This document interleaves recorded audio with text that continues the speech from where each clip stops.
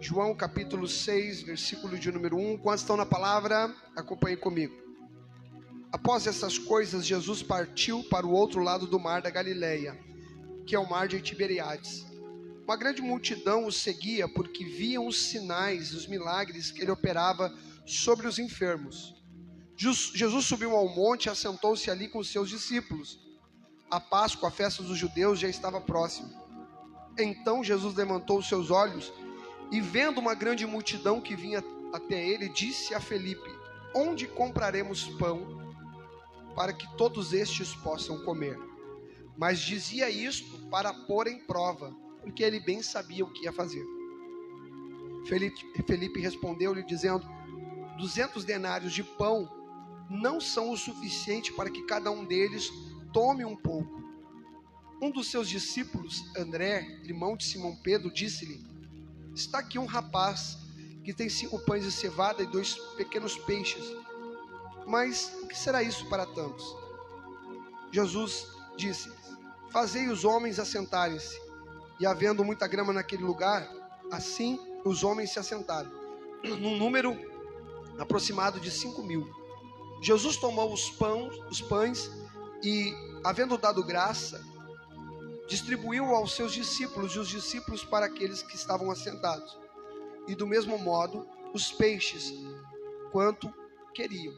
E quando estavam saciados, disse aos seus discípulos: recolhei dos pedaços que sobraram, para que nada se perca. Recolheram, pois, e encheram 12 cestos de pedaços, dos 5 pães de cevada que sobraram do que haviam comido. Então, vendo aqueles homens o milagre que Jesus tinha feito, disseram: verdadeiramente, este é o profeta que deveria vir ao mundo. Diga amém. Amados irmãos, os discípulos estavam sendo confrontados com Jesus, com um problema a ser resolvido.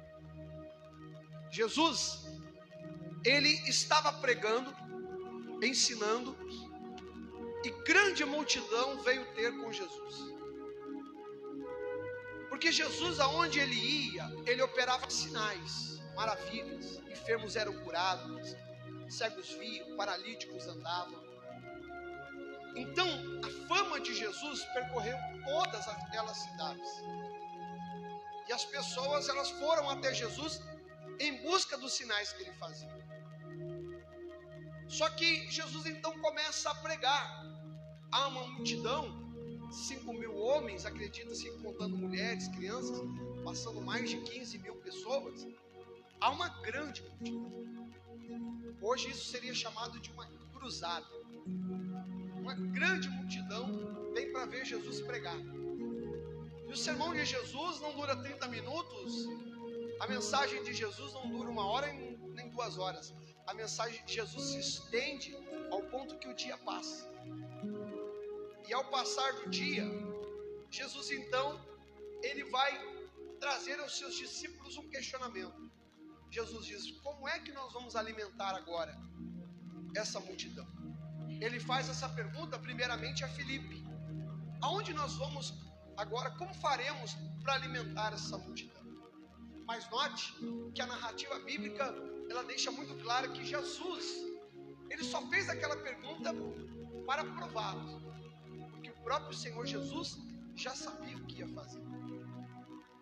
Parece estranho isso, parece contraditório, mas nós precisamos perceber que às vezes na nossa vida, Deus, ele vai impor a nós algumas coisas para trabalhar no nosso caráter, para trabalhar na nossa fé, para nos preparar para aquilo que ele tem nas nossas vidas. O Senhor Jesus, ele faz uma pergunta aos seus discípulos, mesmo ele já sabendo a resposta. Jesus, ele coloca uma questão, ele coloca um problema a ser resolvido para os discípulos, sendo que ele já sabe qual é o caminho para resolver aquele problema.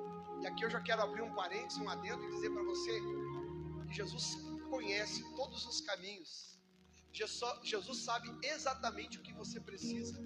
Jesus sabe exatamente aonde está a cura para o teu casamento, aonde está a cura para o teu lar, aonde está a cura para a tua alma. Jesus, ele já tem todas as respostas prontas para a tua vida. Então Jesus já sabia, mas ele está falando aquilo para provar aos seus discípulos. Ele traz para eles uma questão. Aí os discípulos, eles levantam os olhos, Felipe levanta os olhos, e ele fica preocupado. São 15 mil pessoas. Na minha casa tem 3 bocas para alimentar e a gente já fica preocupado. Imagina 15 mil. Então eles ficam preocupados. Felipe fica, como é que nós vamos fazer? Felipe, ele chega a dizer, Senhor, o que faremos? O que será possível fazer? Estava ali André ouve o diálogo.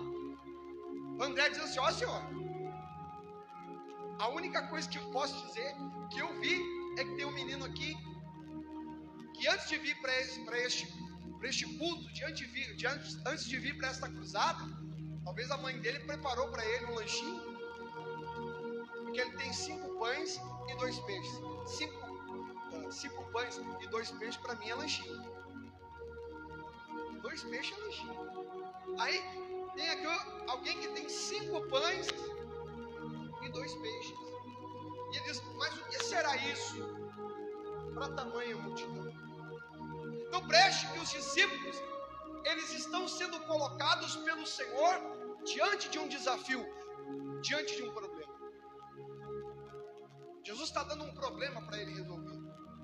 O problema que ele questionava quando eu estava ali na 3ª, 4ª série, quando eu comecei a ser introduzido na escola, quando as professoras diziam assim, vou passar no quadro agora para vocês um problema. E eu sempre fui assim, né?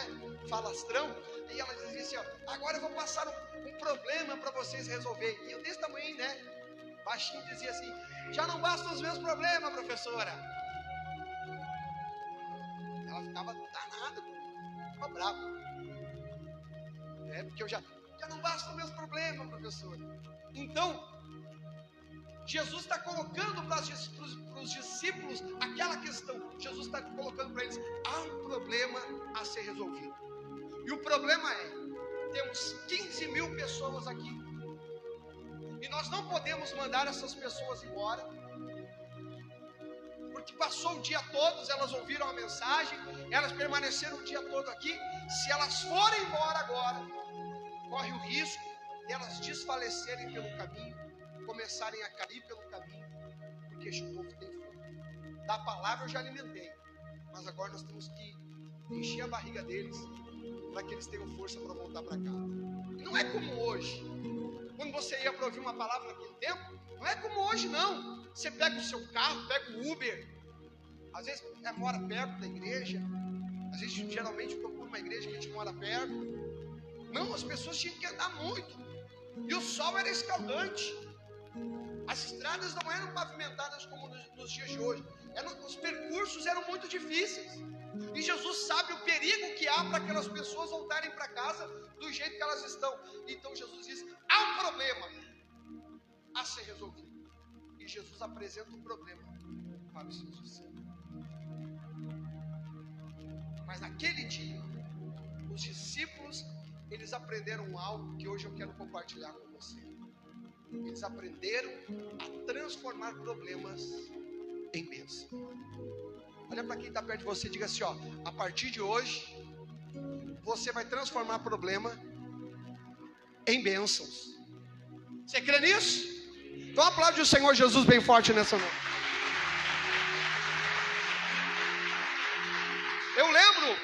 Eu lembro de uma canção antiga que tinha daqueles sertanejo evangélico que eu gosto. Diz assim, problemas todo mundo tem, a vida é assim. Mas todo deserto tem que ter seu fim. Anderson Maroni. Problemas todo mundo tem. Naquele dia Jesus propõe para eles um problema. Mas Jesus não foi o diabo, note isso. A gente acha que os problemas às vezes na nossa vida, a gente acha que é só o diabo, que é sobra do inimigo. Não, quem está provocando eles a um problema, quem está colocando diante deles um desafio é o próprio Senhor, porque o Senhor está preparando eles para coisas maiores. Talvez Você pode agora ficar frustrado comigo e dizer: pastor, é o primeiro dia da semana, domingo, eu vim com a minha família na igreja e o senhor veio me dizer sobre problema. Eu quero te dizer que o teu problema é um degrau que vai te fazer crescer e subir para coisas maiores que Deus tem na tua vida. Até ali os discípulos tinham uma fé, eles nunca tinham estado no protagonismo da história. Preste atenção, até ali os discípulos sempre foram apenas coadjuvantes. Até ali os discípulos nunca tiveram que se propor a resolver o problema. Até ali eles só viam Jesus fazer. Até ali eles só viam as coisas acontecer.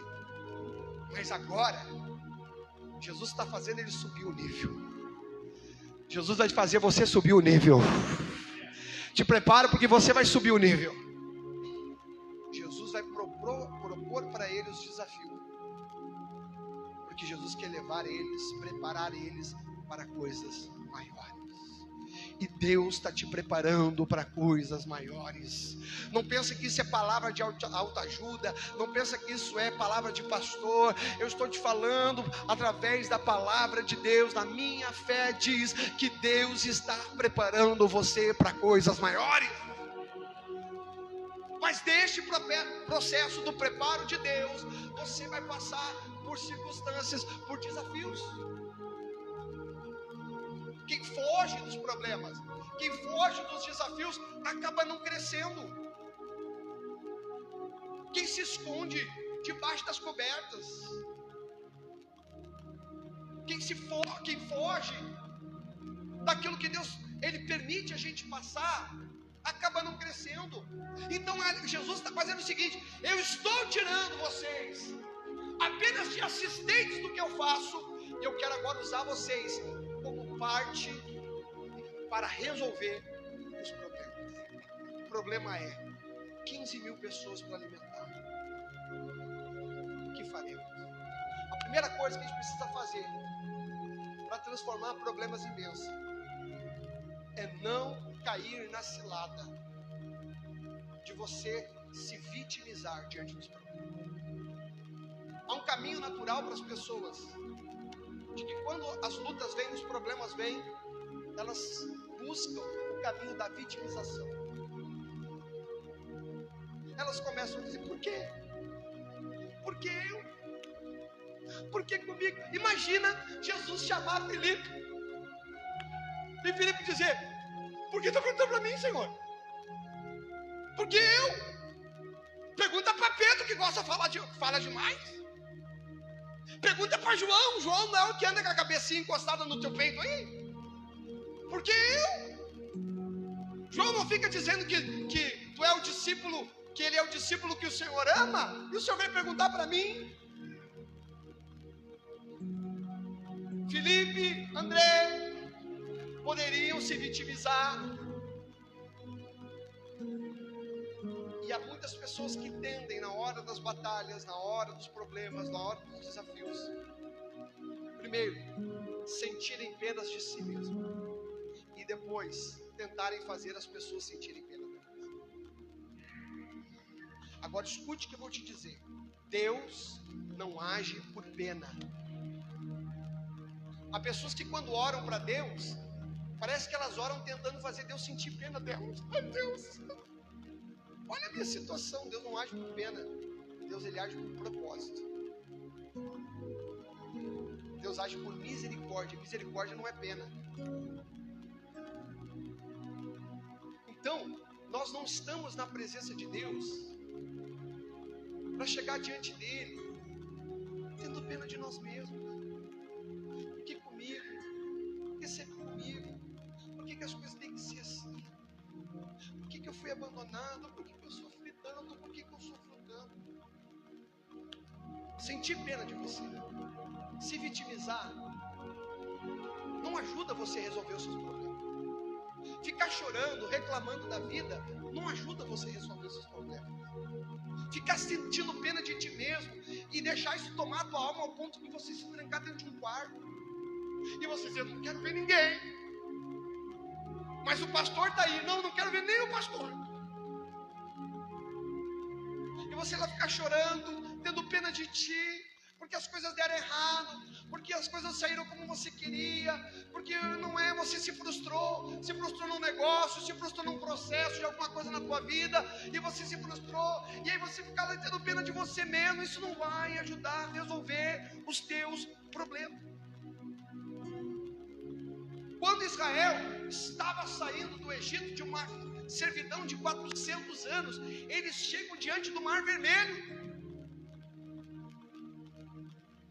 Depois de 400 anos sofrendo, eles estão para sair daquela servidão. Só que Faraó não quer deixar eles sair. E Faraó envia um exército para prender eles de volta, prender de novo e trazer eles de volta. Aí Moisés está com o povo lá na beira do mar. E Moisés está, oh Deus, e o povo está, oh Deus, porque olha isso, estão vindo para nos prender de novo, Deus, de novo a luta, de novo o problema. E aí quando eles estão clamando, sabe qual foi a resposta de Deus? Por que clamas a mim, Moisés? Diga ao povo que marche. Olha para quem está perto de você e diga assim, ó, chorar pode, parar não. Vai ter momentos que você vai chorar, vai ter momentos que vai ser difícil, vai ter momentos que vai ser de provação, vai ter momentos que vai ser dolorido, vai ter momentos que vai doer, mas mesmo que esteja doendo, continua marchando. Mesmo que esteja chorando, continua marchando. Mesmo que a porta não se abriu, continua marchando. Não pare, não se deixe deter e não tenha pena de você mesmo. Você precisa transformar problemas em bênção. Então você não vê você não vê ninguém se vitimizando. Se ninguém, oh Jesus, o que é isso? Pelo contrário, André diz, não, tem aí alguém que tem 5 pães e 2 peixes. Existe um segundo processo que acontece na nossa vida quando nós estamos passando por problemas. Isso muitas vezes acontece muito nos casais, nas famílias. Eu já ensino isso há muito tempo na igreja.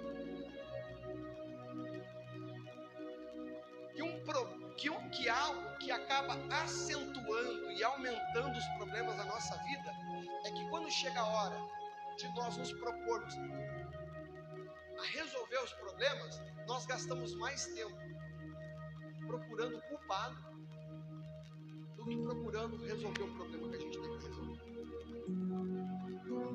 Eu estou pregando para a família aqui nessa noite, está entendendo? Tem casais que o seu casamento está por um fio. Existem casais que o seu relacionamento está no risco de morte. Porque quando chega a hora de dizer, não, nós temos problemas. Está tendo problema aqui em casa. Está tendo problema no casamento. Vamos resolver isso. Quando chega a hora de arregaçar as mangas e cada um fazer a parte para achar a solução do problema, sabe o que as pessoas fazem? Elas gastam tempo tentando descobrir quem é o culpado pelo problema. Olha para quem está perto de você e diga assim, ó, não procura culpados, procura soluções.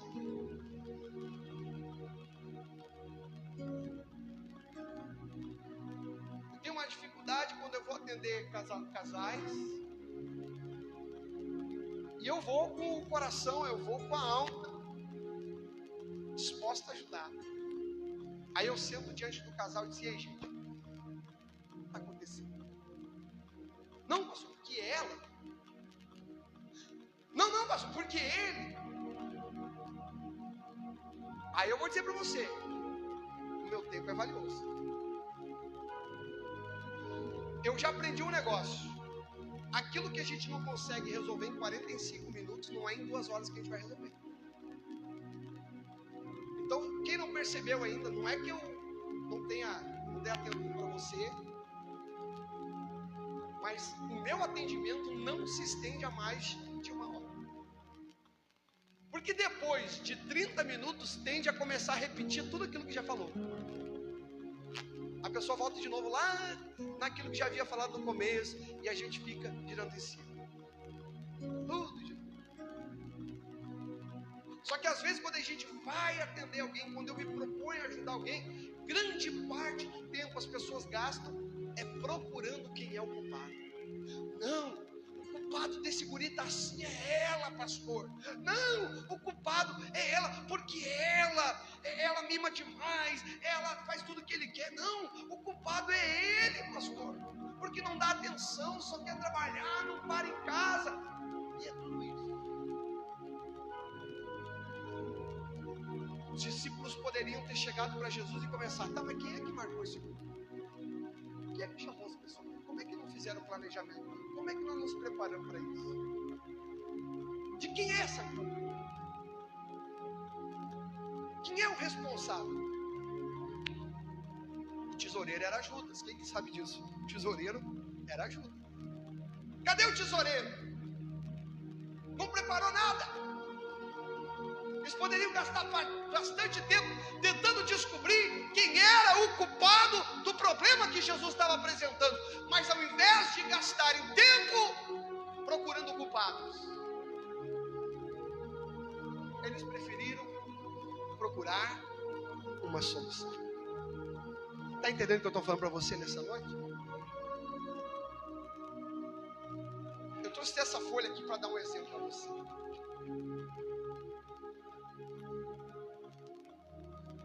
Existe algo que eu falo aqui na igreja, ensino para os irmãos, que tem uma coitada que sofre demais na hora em que as pessoas estão tentando descobrir os culpados. Tem uma coitada que sofre demais quando o casal está tentando descobrir quem é o culpado. Quem é o culpado pelo casamento assim? Quem é o culpado pelo relacionamento assim? Tem uma coitada que sofre demais. Posso pedir ajuda? Vocês são um casal? Vem cá, só rapidinho. O nome dessa coitada é razão. Diga comigo, razão. O nome dessa coitada é razão. Porque na hora de procurar culpados,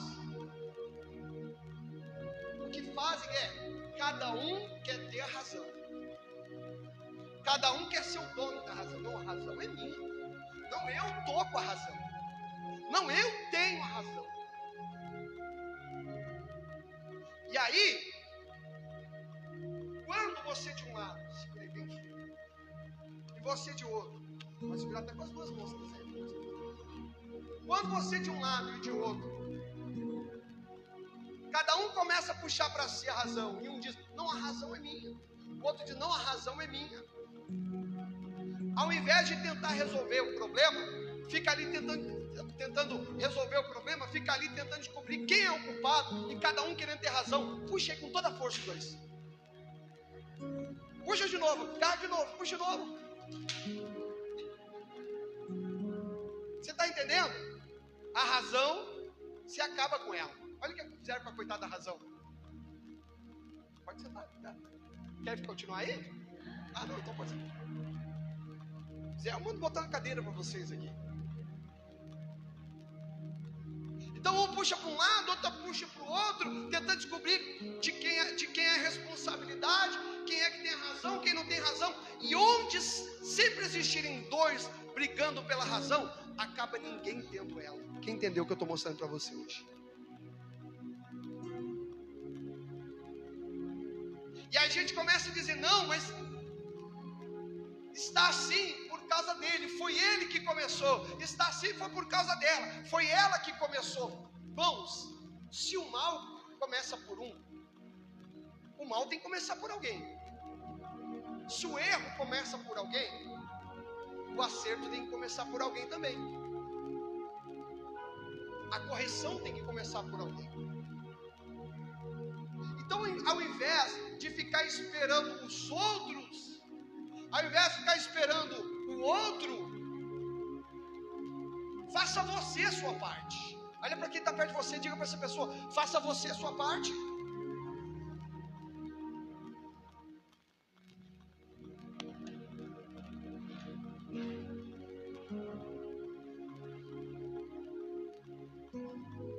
ficou, não, de quem é? Quem é que tem razão? De quem é a culpa? Quem é que errou? Quem é que trouxe esse povo? Quem é que está com a razão? Quem é que está certo? André disse, não, eu sei de um caminho para nós começarmos a resolver esse problema. Levante a sua mão, eu profetizo que você vai ser um instrumento de Deus para resolver problemas nos próximos dias. Não, isso vai ser lá no teu trabalho, isso vai ser na tua família, isso vai ser no teu ministério, aonde Deus te colocar, você será ali o canal de Deus para resolver problemas. Quem crê, aplaude o Senhor nosso Deus bem forte.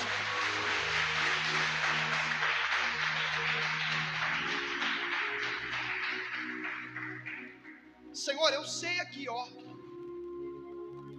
tem 5 pães e 2 peixes, já é o começo. Olhe para cá. Às vezes, para conseguirmos grandes coisas, para alimentar uma multidão de 15 mil pessoas, só o que a gente precisa é de 5 pães e 2 peixes.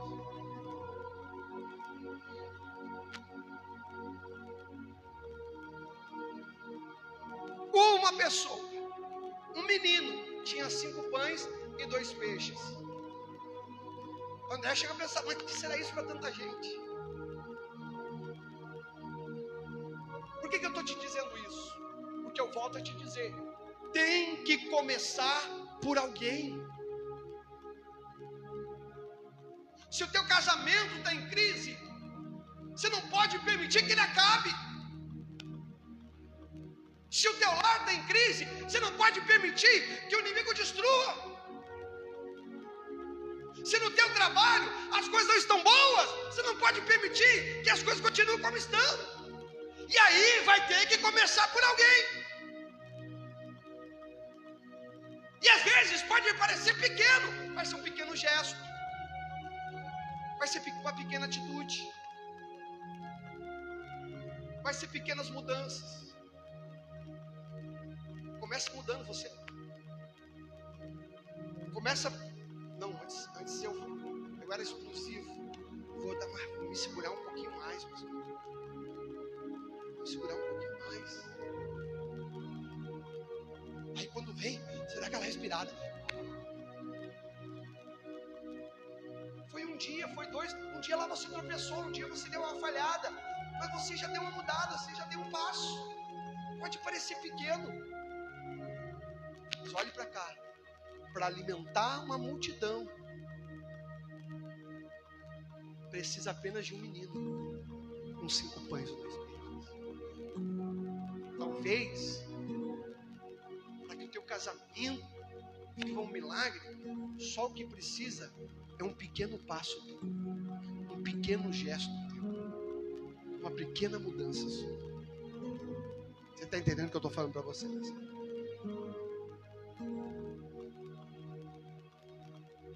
Então não gaste mais tempo procurando quem é culpado. Isso aqui me deixa cansado. E aí sentar com crente. Ministério é coisa que me cansa. Reunião do louvor, reunião da dança, reunião do diaconato, reunião disso, reunião daquilo. E aí a gente vive. E aí está tendo aqui, não tem, graças a Deus, não tem. Mas aí tem as coisas. E aí você tem que sentar para ouvir. E um dizer, não, a culpa é de fulano, a culpa é de ciclano. Se a gente gastar tempo procurando solução, a gente não vai gastar tempo procurando culpado. E essa força quer entrar em todas as áreas da tua vida. Oh, é tempo de você dizer para Deus, eis-me aqui, usa-me, a mim. Quem pode aplaudir Ele bem forte nessa noite?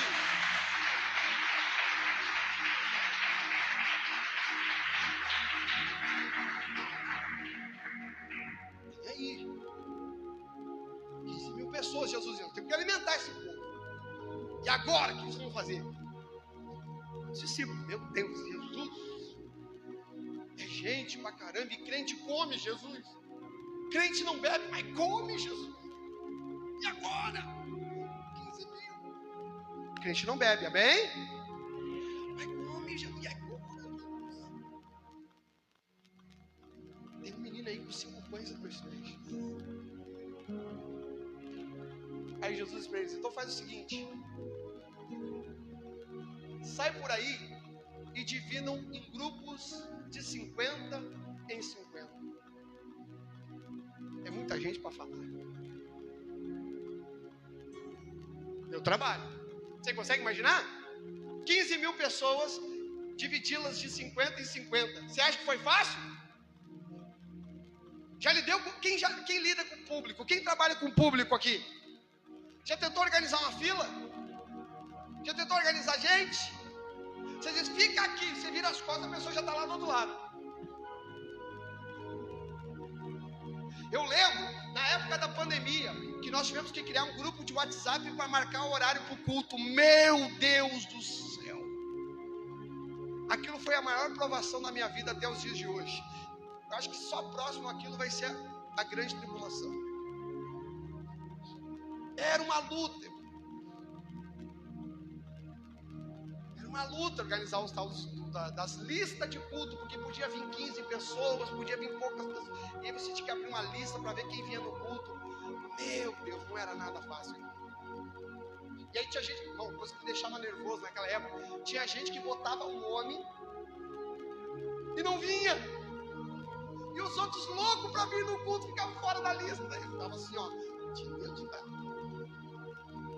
difícil demais trabalhar com o público, sim ou não? Difícil demais trabalhar com pessoas. Você diz, fica aqui, você vira as costas, o camarada está lá do outro lado já. Você acha que foi fácil para os discípulos? Jesus diz, mandem se assentar em pequenos grupos, 50 a 50. Não foi fácil. Mas quem disse que resolver problema é fácil?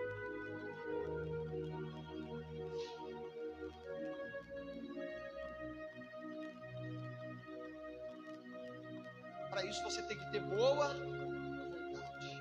Para transformar problemas em bênção, você tem que ter boa vontade. Tem que ter dedicação, tem que ter empenho, tem que ter disposição. Se você não está disposto a lutar pela tua família, se você não está disposto a lutar pelo teu casamento, se você não está disposto a lutar pelo teu negócio, pela tua empresa, se você não está disposto a lutar pelo teu ministério, não posso enganar você. Vai fracassar. Porque tem gente que tem preguiça de lutar até por aquilo que é seu. Tem gente que tem preguiça de se esforçar até por aquilo que é o seu bem maior.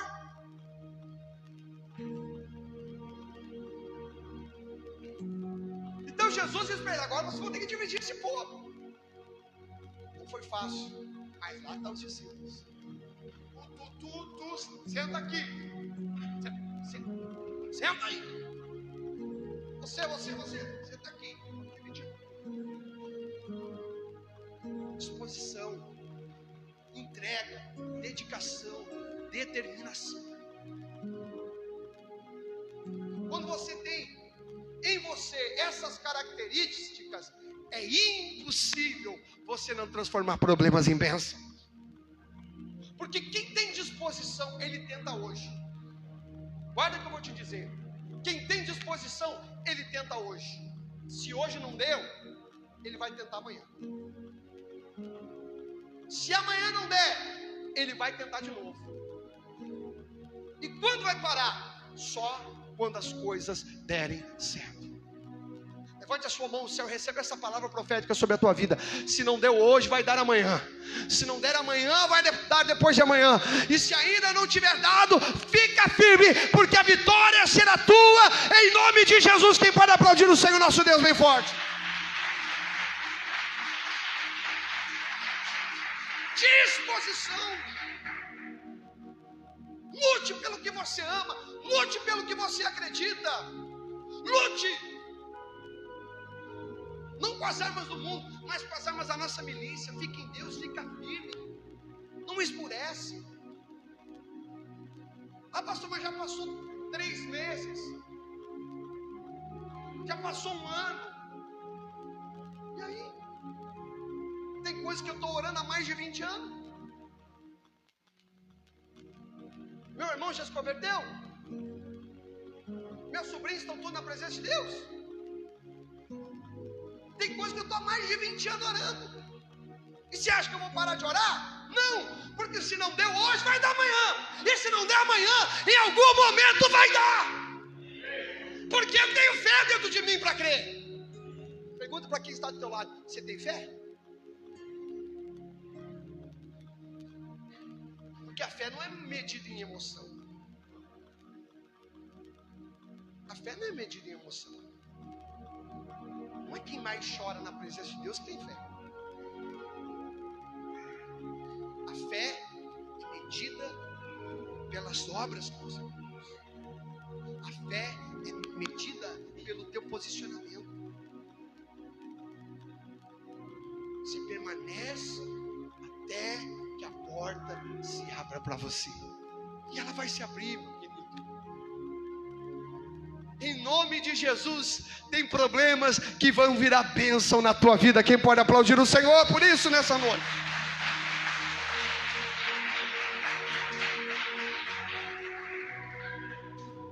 Tem problema que vai ser, em nome de Jesus. Talvez tem problema na tua vida que tem CPF e RG. Lá é um problema. Tem CPF, tem RG. Mas Deus vai trabalhar, Deus vai agir e vai transformar teus problemas em bênção.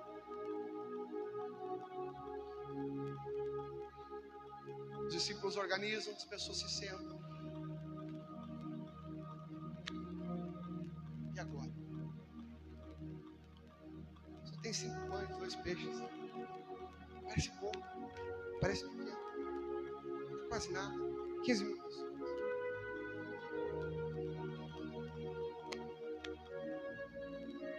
Faz a sua parte. E aquilo que não depende de você, você coloca nas mãos de Deus. Sabe o que os discípulos fizeram? Eles pegaram 5 pães e 2 peixes e entregaram nas mãos de Jesus. Olha para quem, eu sou chato pregando, eu sei disso. Mas olha para quem está perto de você e diga assim, ó: aquilo que não depende de ti, coloca nas mãos de Jesus. Abençoadinho, abençoadinho, coloca nas mãos dele. Você está rindo? Não, eu que resolvo, eu que vou resolver. Estou tentando fazer as coisas, está agarrado.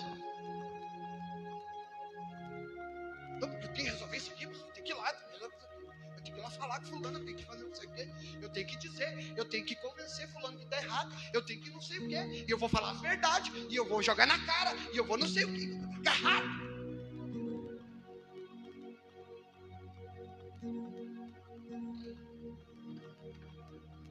Os discípulos entenderam.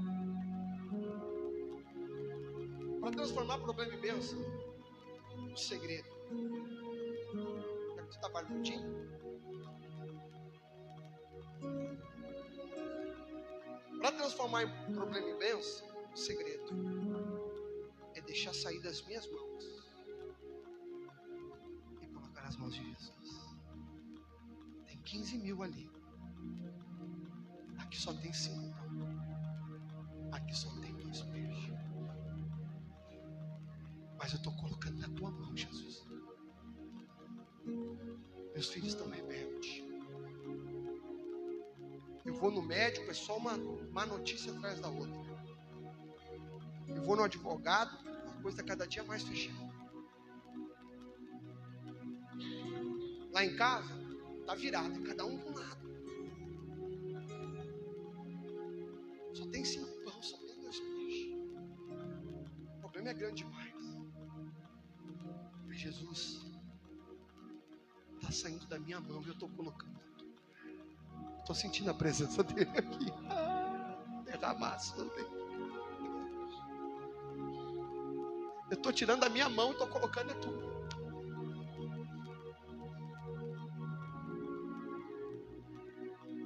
Você tem uma oportunidade hoje, sabe o que é? Entregar aquilo que para ti é impossível.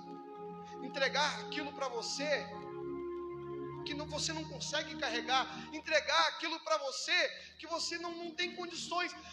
Você tem a oportunidade hoje, aqui, de chegar para Jesus e dizer: Jesus, está saindo da minha mão, eu estou colocando na tua.